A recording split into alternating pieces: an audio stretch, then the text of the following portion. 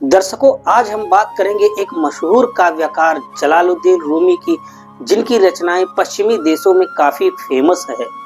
दर्शकों, आपकी जानकारी के लिए बता दें कि जलालुद्दीन रूमी बल्ख शहर के रहने वाले थे, जो कि वर्तमान समय अफगानिस्तान है। जलालुद्दीन रूमी के जीवन में इतना बड़ा परिवर्तन कैसे हुआ? आखिर समस्त तबरेज कौन थे जो जलालुद्दीन रूमी के जीवन को ही बदल दिया? आखिर जलालुद्दीन रूमी से उनका क्या संबंध था? इन सभी टॉपिक पर चर्चा करेंगे, तो बने रहे वीडियो के अंत तक। दर्शकों, एक समय की बात है, जलालुद्दीन रूमी एक हौज पर बैठकर कुछ किताबें पढ़ रहे थे।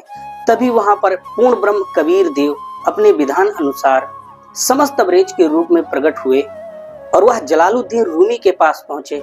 उनसे पूछने लगे कि यह आप क्या कर रहे हो?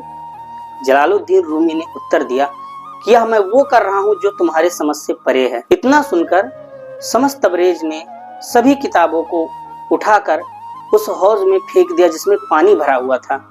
यह देखकर जलालुद्दीन रूमी चिल्लाने लगे और कहने लगे, कमबख्त, ये तूने क्या किया? ये कितनी महंगी किताबें थी, तुझे इनका ज्ञान पता है? यह सब बोल ही रहे थे, तभी समस्त तबरेज रूप में परमेश्वर कबीर जी ने उन सभी किताबों को निकाल दिया। उन किताबों को देखकर जलालुद्दीन रूमी काफी हैरान हुए, क्योंकि उन किताबों से धूल निकल रही थी। जहां वो किताबें पानी में गल जानी थी, वहां दूसरी तरफ उन सभी किताबों से धूल निकल रही थी। यह देख करके जलालुद्दीन रूमी ने बड़े आश्चर्यचकित होकर समस्त तबरेज से पूछा कि यह क्या है? समस्त तबरेज ने उत्तर दिया कि यह वो है जो तुम्हारे समझ से परे है। समस्त तबरेज के अंतर ध्यान हो जाने से जलालुद्दीन रूमी ने मन ही मन विचार किया कि यह कोई फरिश्ता था जिसने ऐसी करामात दिखाई।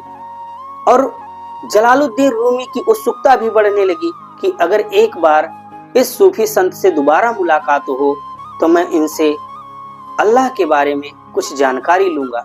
इधर जलालुद्दीन रूमी, जो कि उस शहर में काफी फेमस थे, वो अपने नगर के एक बाजार में घूमने गए।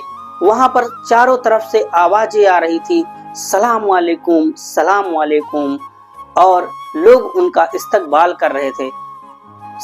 जलालुद्दीन रूमी की निगाह तो बस इस बात को ढूंढ रही थी कि एक बार वह सूफी संत मुझे दोबारा मिले, जिससे मैं अपनी दिल की बात कहूं। तभी थोड़ी दूर पर जलालुद्दीन रूमी ने देखा कि एक सूफी संत उनकी तरफ आ रहा है।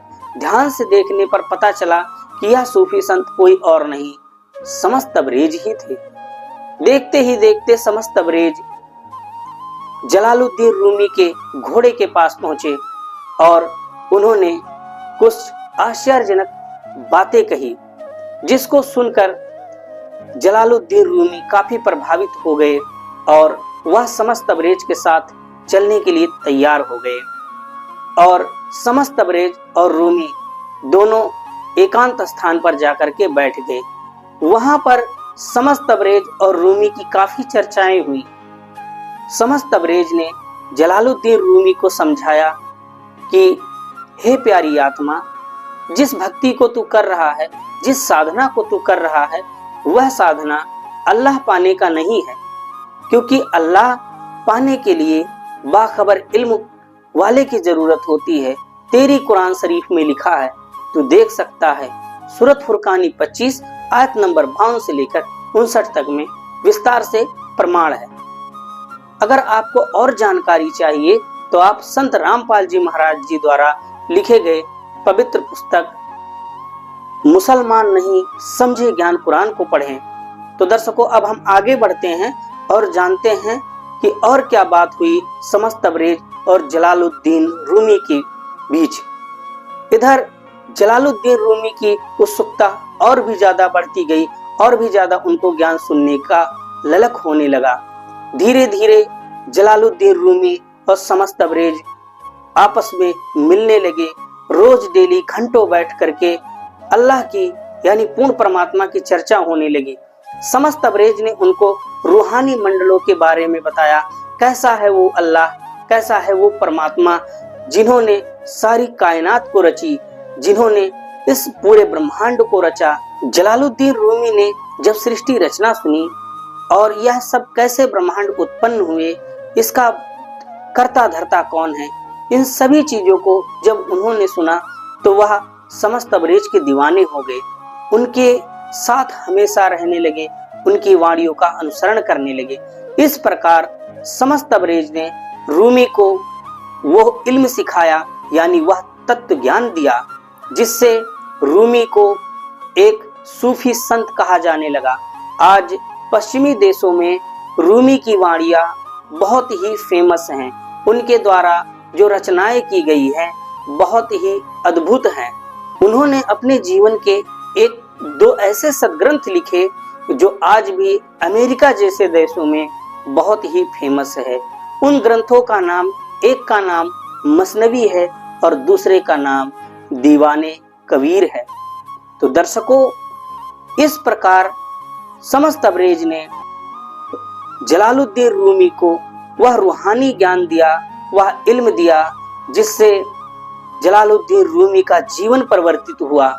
कुछ समय बाद जलालुद्दीन रूमी से समस्त तबरेज बिछड़ गए, यानी कबीर देव, कबीर परमेश्वर उनको सच्चा ज्ञान दे करके अपने यथास्थान चले गए। उनके वियोग में जलालुद्दीन रूमी ने काफी समय तक इंतजार किया।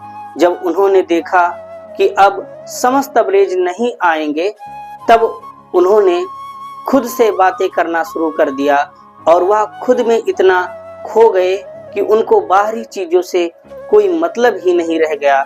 और उन्होंने जो रचनाएं लिखी वह आज वर्ल्ड फेमस हो गई। तो इस प्रकार वह कबीर देव, कबीर परमेश्वर अपने पुण्य आत्माओं को मिलने के लिए नाना प्रकार के रूप धारण कर लेते हैं। उनसे, उनके लिए वह ना जाने कितने सौ छिद्र कर लेते हैं और उनको दोबारा मिल करके तत्व ज्ञान, सद्भक्ति बताते हैं। तो दर्शकों, यह जानकारी आपको कैसी लगी? कमेंट बॉक्स में अपनी राय जरूर लिखें।